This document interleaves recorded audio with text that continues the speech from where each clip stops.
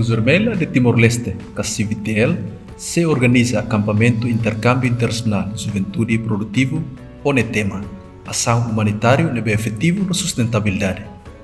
Evento INANEE se envolve CVTL de Juventude Atos Lima, Walu Nuno e a território Timor-Leste, inclui Juventude Cruz Vermelha e Nação Selo.